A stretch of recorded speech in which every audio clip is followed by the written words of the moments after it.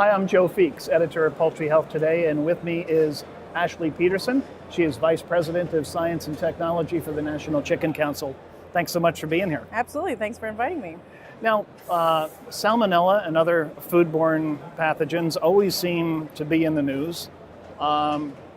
Chicken has had its fair share. How does the incidence of salmonella associated with poultry compare to other meats and produce? Salmonella is ubiquitous in poultry. It's actually part of a lot of other raw agricultural commodities as well. So you have a risk of becoming sick with salmonella, whether you eat an undercooked chicken product or whether you eat raw lettuce, for example. A number of the recent outbreaks haven't even been attributed to chicken. They've been cantaloupes or salsa or spinach or things like that. So there is a risk associated with eating undercooked chicken, which is why you cook chicken to 165 and you follow safe handling procedures in the kitchen.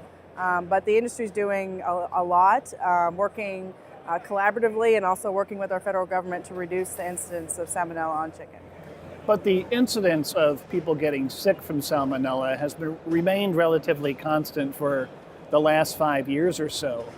Why do you think that is? Because I know that the Chicken Council and other groups have been working hard to turn that around. Well, absolutely. The industry's done some great work at reducing the salmonella rates on chicken products. However, as you said, the rates of salmonellosis haven't changed, but there are a lot of other sources besides chicken that can contribute to salmonellosis. There's also the potential for becoming sick if you go out to eat because you're not ultimately in charge of cooking that product. So if whoever's serving that product to you is not following good handling procedures or using a meat thermometer to properly cook that chicken, then you run a risk as well. So potential of going out to eat and not being that familiar with agricultural products. We always hear that less than 2% of the American population have come from farms. And so understanding the fundamentals of handling raw agricultural products is very, very important. So we have a role to educate our customers on using proper utensils, chilling properly, washing your hands, keeping raw meat separate from vegetables. And that's something that we do proactively across the industry, is to educate our customers on proper handling procedures. Now, a lot of times when there is a salmonella outbreak in meat, we'll take chicken for an example, it comes back to the processing plant. And I know that USDA, FSIS has or will be coming out with new standards. They've always had a standard, I guess, since 1996 for the whole bird, but they're going to be coming out with separate standards now for parts. Correct. Could you tell us about that and what's driving this? So as a bird goes down the production chain from first processing, when it comes out of the chiller, that's when they have traditionally measured that bird, the salmonella prevalence on the whole bird. But as that bird goes down further into second processing, as we call it, the bird is cut up into parts, has a potential for cross-contamination, increased potential for salmonella prevalence on that product. And so the agencies changed their focus a little bit and moving down further, closer to the actual finished product, and that's what's going out to the customer. So they did a baseline study back in 2014 and found that there was a prevalence rate of about 25%.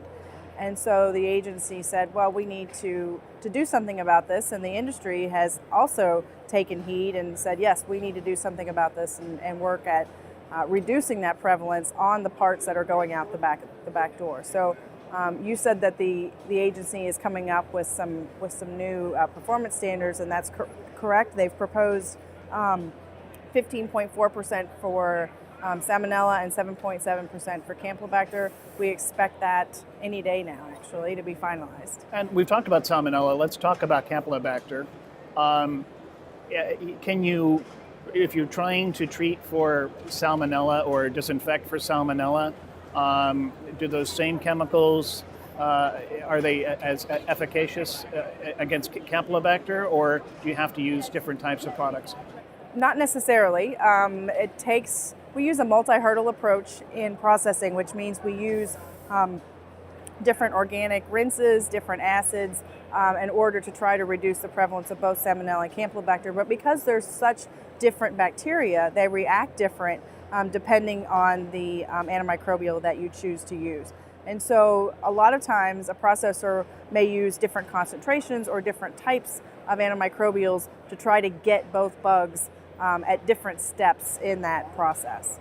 So it would seem to me that the more interventions you have in the processing plant, the better it's going to be for the safety of the general public, but also just for covering the tracks of the poultry company.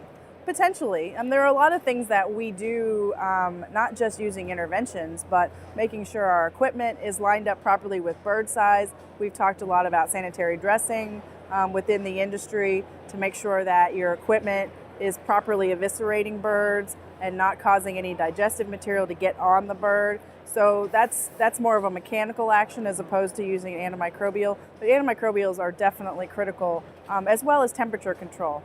The cooler we can keep our birds, the less chance we have for microbial outgrowth. We've talked about processing. Let's go a little further back. I've had some people say, well, we also have to clean up the amount of salmonella that's coming in from live production. What is the National Chicken Council doing to cover that component with its members? Well, we've formed a second processing group. So I'm going to go back up the chain a little bit, and then I'm going to go backwards. We formed that about 2 years ago because we knew that the agency was coming out with this parts performance standard.